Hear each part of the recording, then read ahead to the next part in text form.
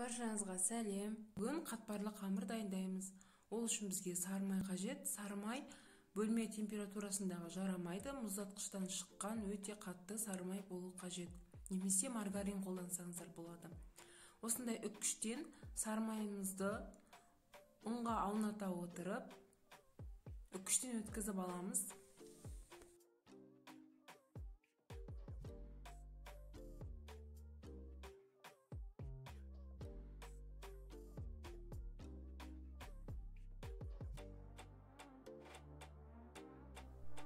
Және де сары майларымызды ұнмен аунатып отырамыз. Өте тез жасау керек, өйткені бізде сары май еріп кетпеуі қажет.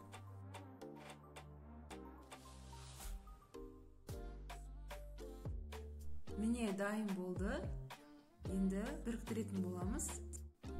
Бізге оны біріктіру үшін өте салқын су қажет. Мұз салсаңыздар да болады ішіне.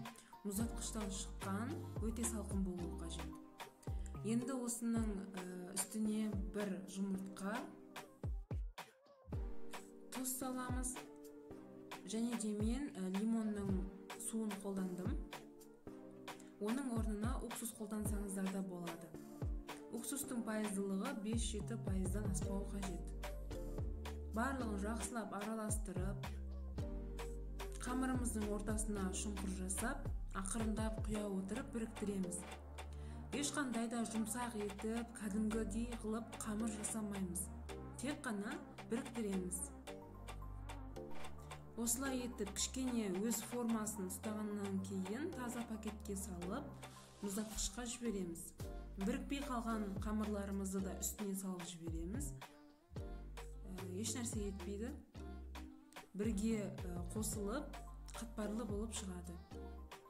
Өз қалауларыңызша ұн мен сары майдың мөлшерін көбейтіп, өте көп қылып жасап қойсаңыздар болады. Мұздатқышта ұзақ уақыт тұра береді.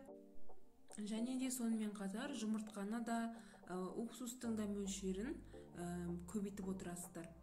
Мен астына жазып кетемін құрамын, сол құрам бойынша үстіне қосып көбейтіп жасай бересіздер. Менде мұздатқышта 2 күндей тұрды. Негізі максимум 12 сағатқа қойсаңыздар жеткілікті. Өте қатпарлы болып шығады. Жасап көріңіздер. Бұйырса осы қамырмен сіздерге бір дәмді пирог жасап көрсететін боламын.